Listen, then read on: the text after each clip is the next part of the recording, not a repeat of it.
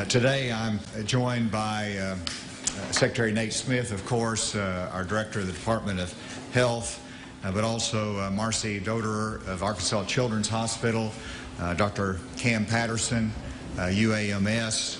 I'm also pleased to be joined by the co-chairs of the Senate House Public Health Committee, Senator Missy Irvin and Representative Jack Lademan. And I want to thank them for their support of what we're trying to do here in the state of Arkansas. And Mayor, I also want to recognize the Mayor of Little Rock and thank you for your partnership. I know you've had to make some tough calls, and I wanted to recognize you and your partnership as well. The purpose of this, and I talked to Dr. Smith today, that as this continues, we're likely to have regular updates to you, and it's one way to flow information. Today is, I think, important to communicate once again to the public, and I want everybody to understand that as we make decisions, I want to be guided by the recommendations and counsel of our public health professionals, and that's why our public health experts are here. This is a public health emergency that I've declared in the state of Arkansas, and it has to be dealt with in a public health fashion. And so I want everybody to know that we're listening to them and making decisions. Secondly, we're trying to give information to the public so that they can make the best decisions on their lives and their family and their plans. And so we want to share information as we have information as well. In terms of an update from yesterday, and the last 48 hours has been a whirlwind, because we had yesterday announced the first presumptive positive test. Well, overnight I was advised that we have 5 additional presumptive positives. So a total of 6 presumptive positives now, which does not come as a surprise because we've seen this in other states, that once you start testing, once you have an awareness as to the impact in one area, you obviously do additional testing and tracing and sourcing, and you learn of others that would have been exposed to it, and you're naturally going to have some additional positive tests. And so it's not a surprise, but it also is a signal that we have to take additional steps and action. Now, I look at it geographically, because something happens in one area of the state does not mean that another area of the state is automatically impacted. And so that is a factor geographically. We also have to recognize that we have a lot of meetings in Arkansas, and that people from all over the state or elsewhere travel. And so even though it might not be impacting your area, are you having contact with people that are in a different area? And so you have to take precautions that our health professionals will be talking about.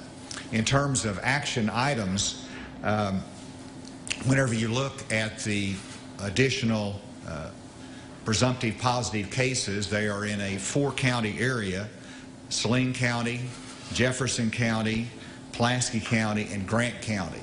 When I say they're in those counties, it could be the patient, it could be a family member, it could be where they go to school, but there's some contact with those 4 counties.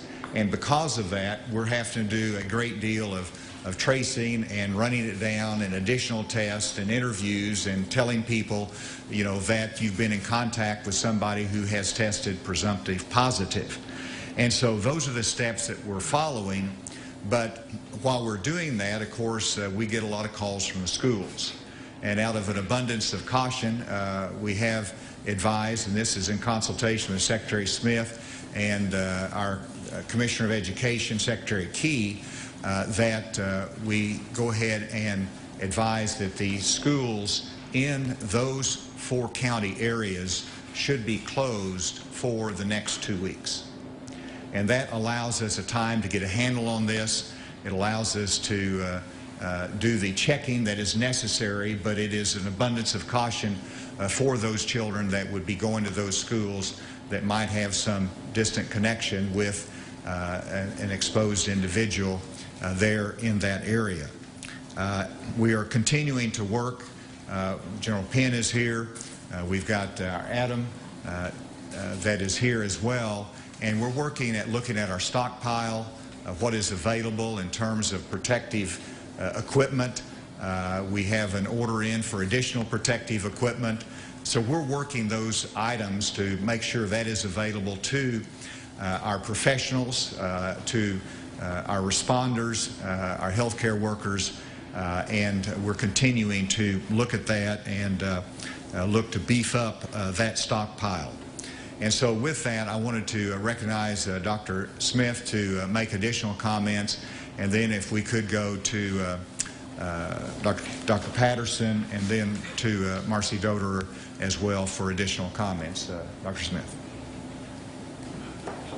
Thank you, Governor. And I want to thank the Governor and his team, as well as the other state agencies, for the support they've given in addressing the COVID-19 issue here in Arkansas.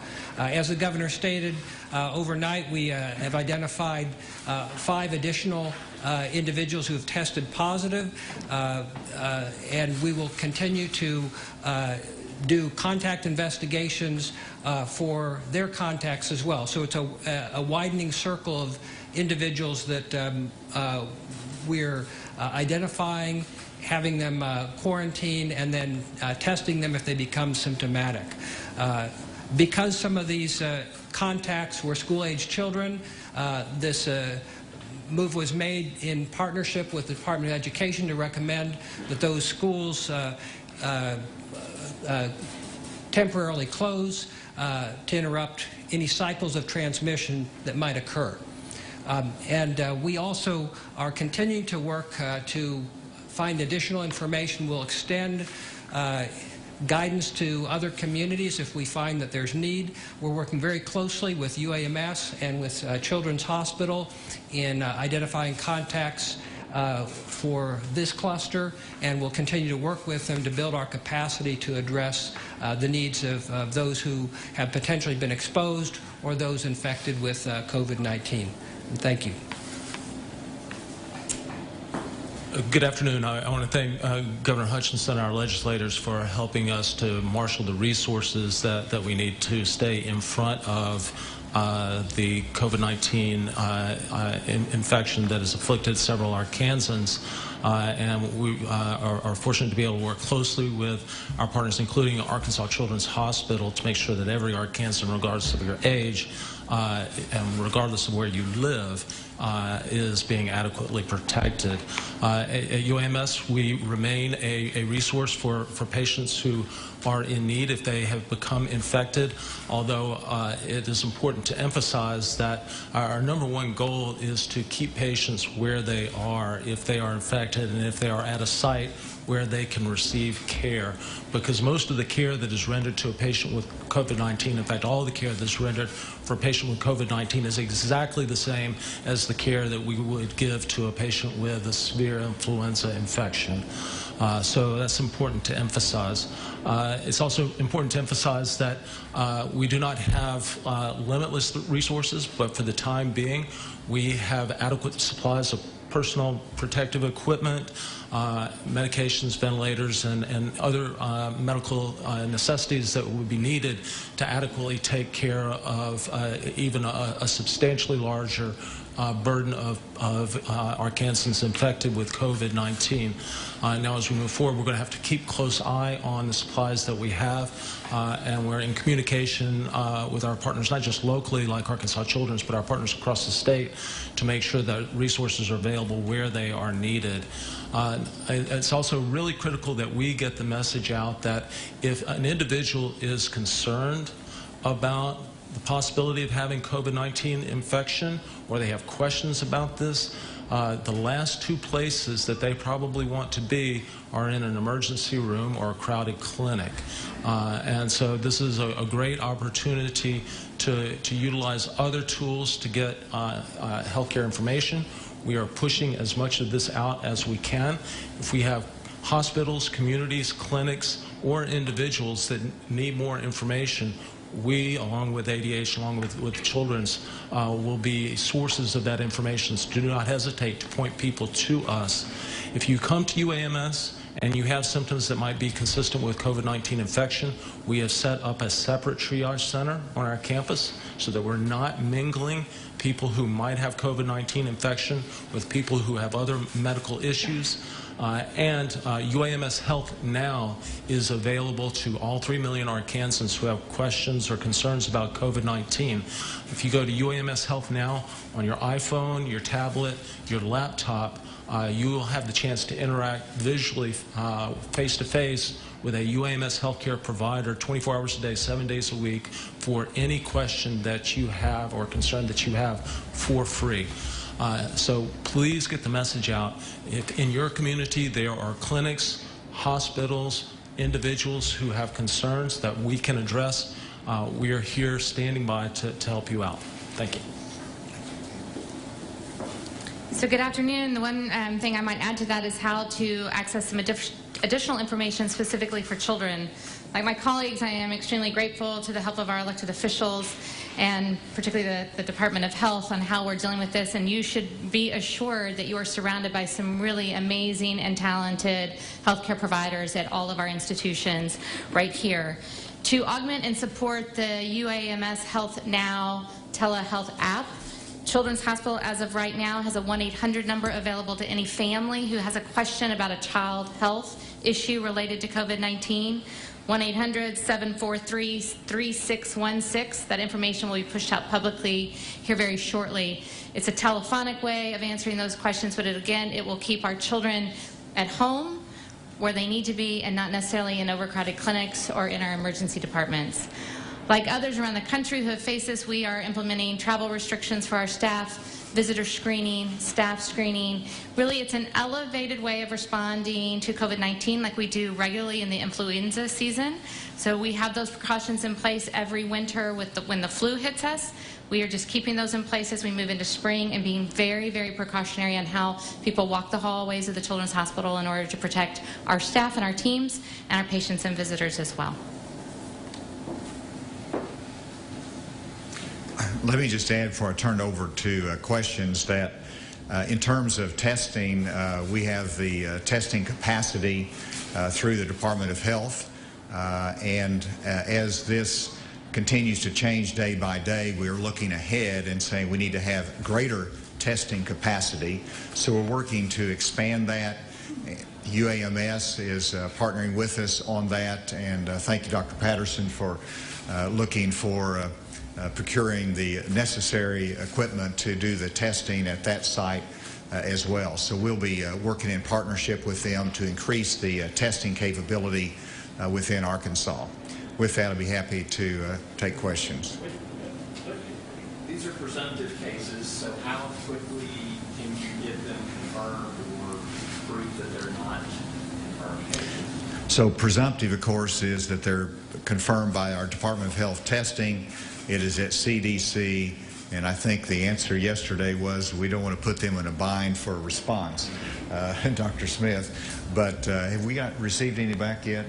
No, we haven't. Of course, as you imagine, CDC is confirming tests for all the states. Our protocol is that for the first 5 positives, we'll have those confirmed by CDC. We're very confident in our results, and we're acting on them as if they're confirmed positives, but we won't call them confirmed until we have our first 5 positives confirmed by the CDC lab. Are these 5 cases overnight related, and were they folks who had previously been in quarantine, or is this community spread? I'll start with the last one.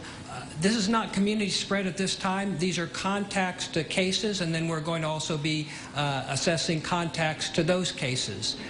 We don't have evidence of community transmission that is out there that we don't know about.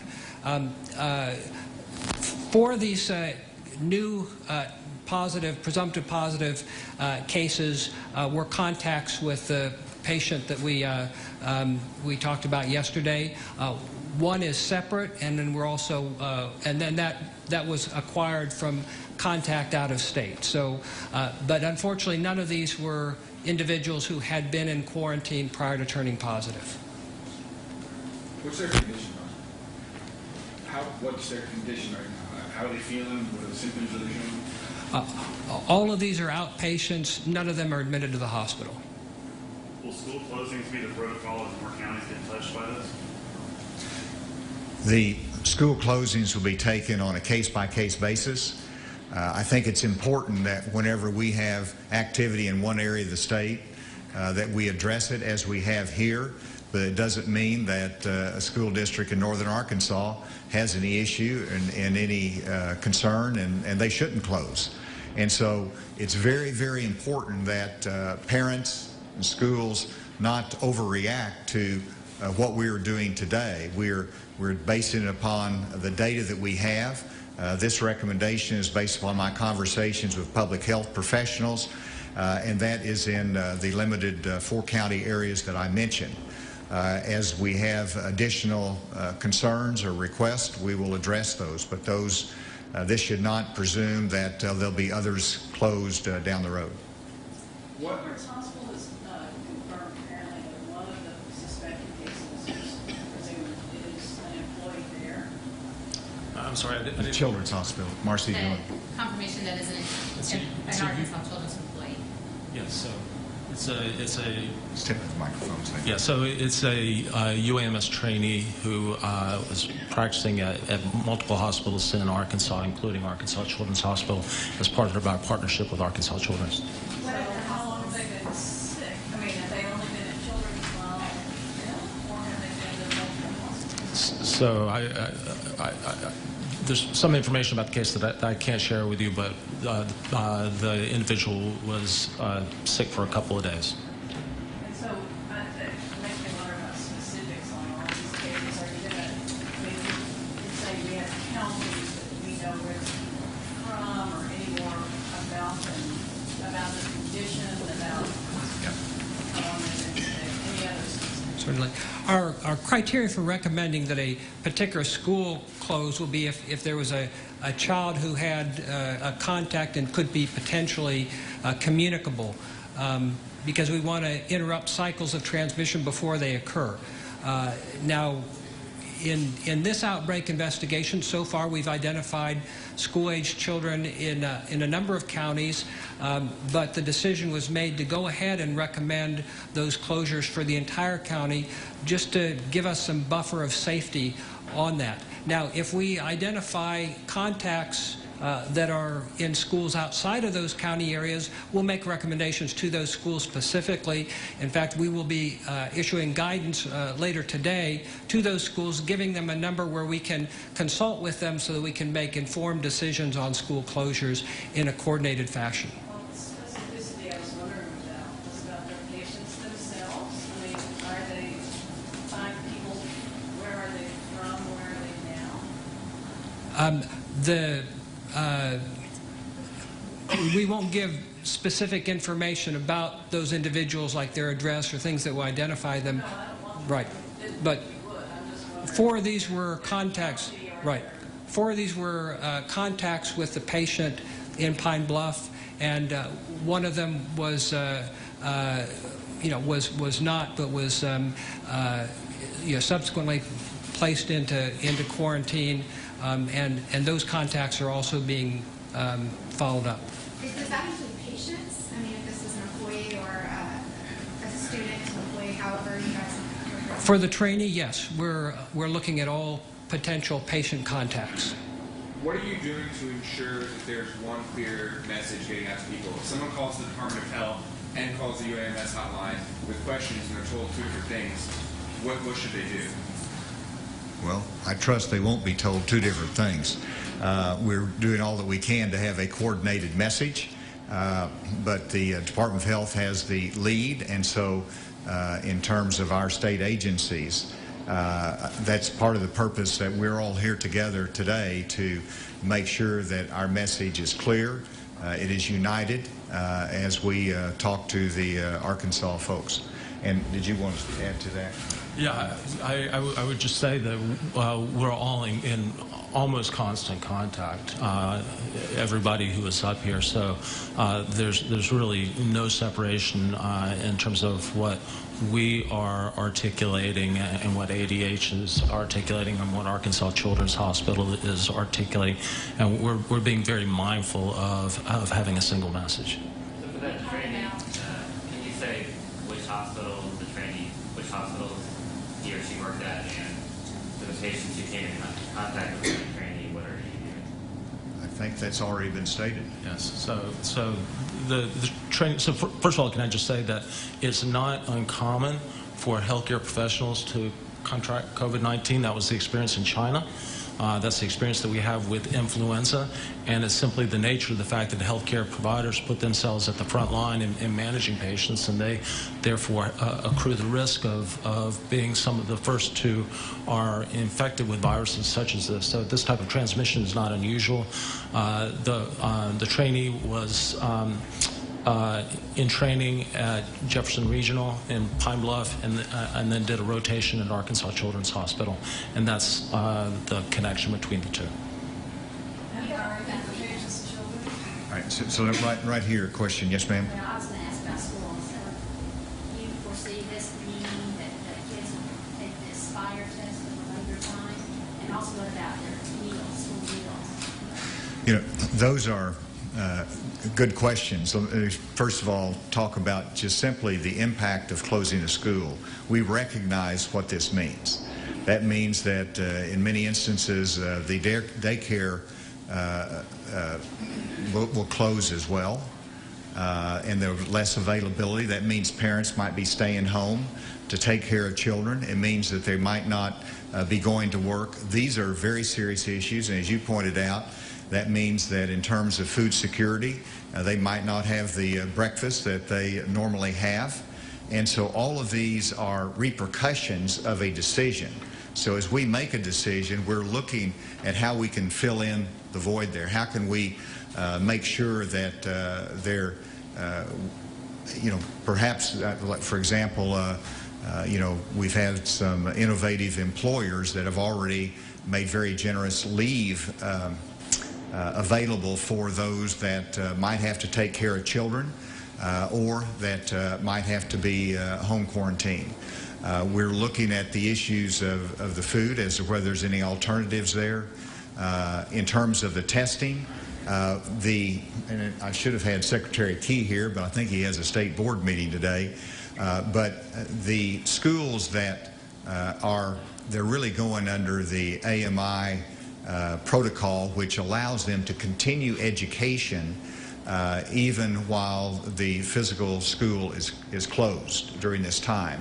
And so we hope education will continue. They have and these are schools in Central Arkansas that should have availability of the internet and the capability to continue that education stream. Congress and the White House are debating stimulus packages for companies and workers. Are there things you think must be in a final package? And if it comes to it, what could the state do to shore up the local economy? Well, it could be a growing list. If you had asked me that question 3 days ago, it would have been a short list. Today, it's a longer list. 4 days from now, we'll see where it is. Congress clearly is receptive, and again, I want to compliment the General Assembly. They're receptive as well. I have no doubt that we could call a special session of the legislature if need be, and that they would put forth whatever was needed to address this problem. Resources are not the issue in terms of financial resources and money to do the procurements to make sure we meet the needs out there. Now, the availability of the assets that we need are an issue, and that's where we want the greatest help from the federal government is to continue to expand the testing capability and help us on that to continue to be able to make sure that we have the manufacturing capacity on the protective equipment that's needed. Those are the helps that we look at first, but I do expect a supplemental, and Dr. Smith and the team will be submitting information to make sure that we have what we need. Governor, what about large gatherings? We saw Governor Brown over in Oregon say no gathering over 250 people. We have the legislative session coming up. We've got a share concert just not very far away. There's a lot of big gatherings. We saw Little Rock do its part in the city, but what about in the larger city? Going to the basketball tournament this weekend? I'll have a conversation a little bit later about the basketball tournament. But in terms of the gatherings, this is where, the private sector makes decisions. There's going to be events that are canceled because they make the decision in consultation with their health experts that it's a good judgment. In terms of our recommendations, I'm going to let our professionals address this more specifically, but our businesses, our organizers are making good judgments. I know that there were some big events in Little Rock tonight that are canceled. Whenever you look statewide, it's not right for us to mandate statewide that an event in Jonesboro is going to be canceled.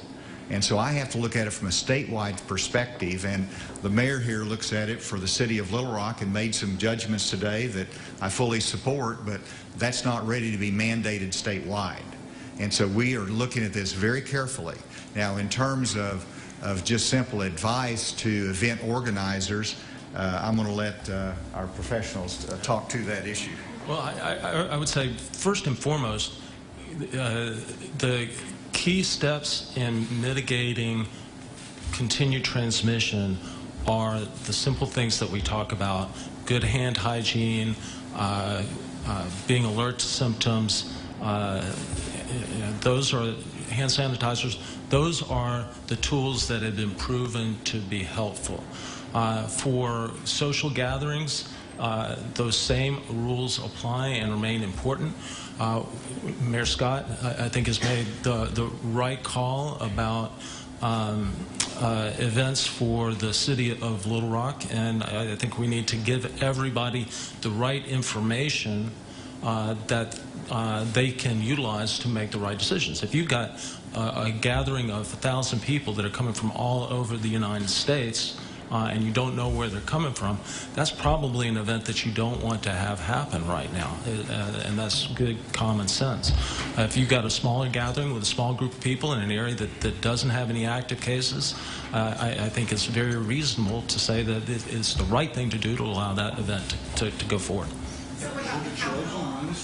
Governor, what is the current testing capacity, and what do you guys think you need it to be? What are you asking the federal government for more resources to get it to? Dr. Smith, I'll let you address that first.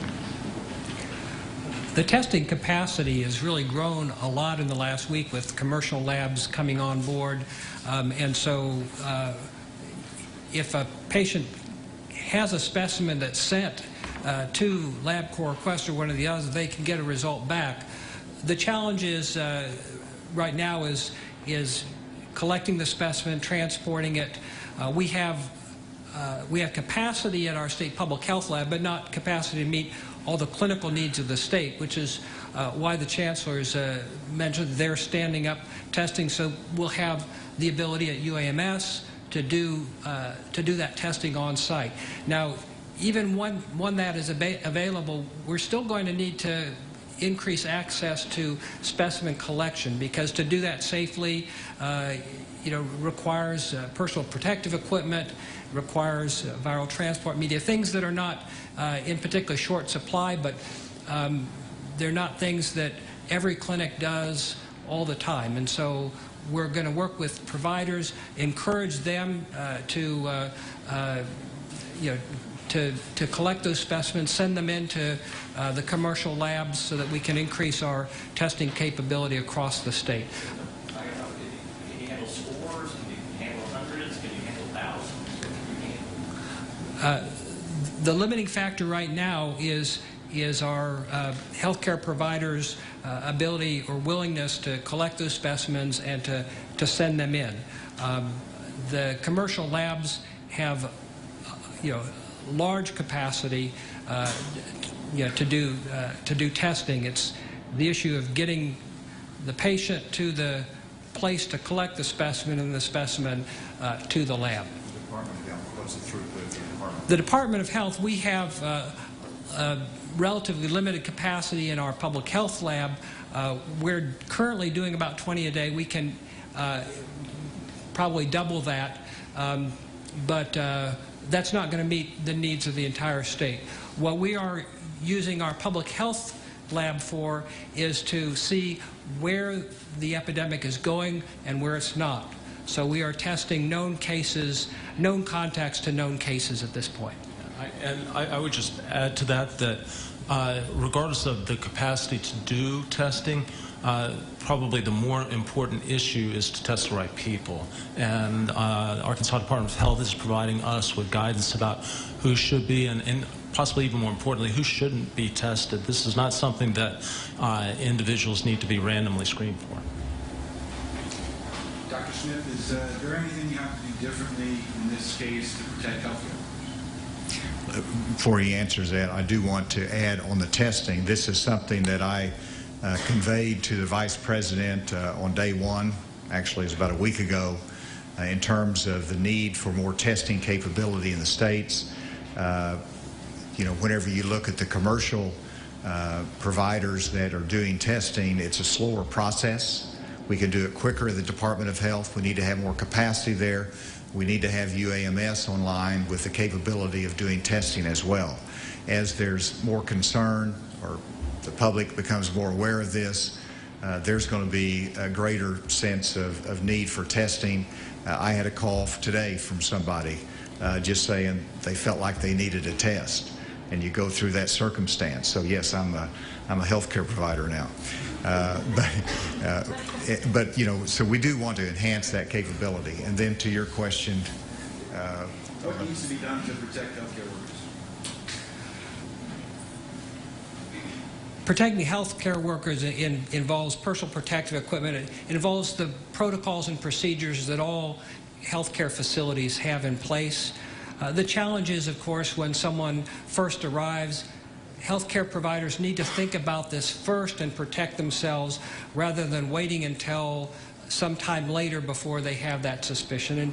And you know, this is a rapidly evolving situation, but this is a good call out to our healthcare providers to think of this and make sure that you take the steps to protect yourself early on rather than sometime later. One final question. None of these patients have been admitted into the hospital, and where are they being treated, and I guess what does that treatment look like? Remember, the vast majority, at least 80% of those individuals who have COVID-19 will be just mildly symptomatic and will be able to self-isolate at home. The smaller proportion who get sick or get very sick, those are the ones we want to make sure that we have adequate health care facilities for. Of the 5 new ones, none of these individuals are sick enough, at least not at this time, to require hospitalization. So they're isolating at home. Thank you very much.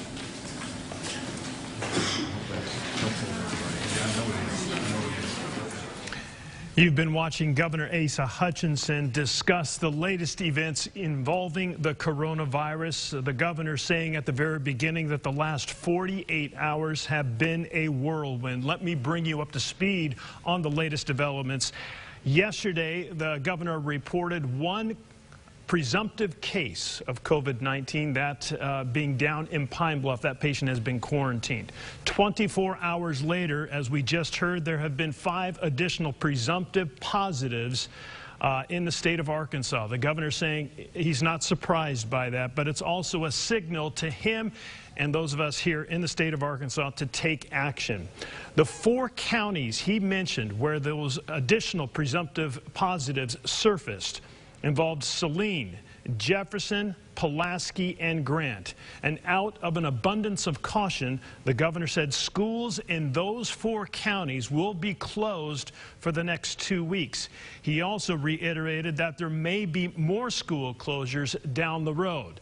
The primary goal of this press conference today was to give the public information to bring us all up to speed on what is currently going on and what we can do as a state to take the necessary precautions to mitigate the spread of the coronavirus. As for those additional cases that have been talked about, those cases, those tests, if you will now be sent to the CDC for positive confirmation. We do not know how long that will take. As you can imagine, the CDC is conducting hundreds, if not thousands, of tests. So it's going to take some time before the CDC responds. The additional presumptive cases, Dr. Nate Smith with the Department of Health saying that those were not community transmissions, meaning these individuals weren't out and about and talking and shaking hands. Rather, 4 of those cases came through contact with the individual who was deemed to be positive down in Pine Bluff yesterday. Those individuals are now being quarantined in their house. They're not being hospitalized, and they're being monitored closely. A lot of moving parts today, and of course, Fox 16 and KARK are on top of it. We will have continuing coverage as this continues to develop. We'll have those high school closings for you on both websites, KARK.com and Fox16.com. And you can get the very latest right now. If you want, you can download the mobile apps. You'll find them in the Google Store or App Store. In the meantime, keep it here on Fox 16 as well as KARK. We'll have the very latest information for you on our upcoming newscasts and online. Thank you for watching. I'm Kevin Kelly. Have a good afternoon.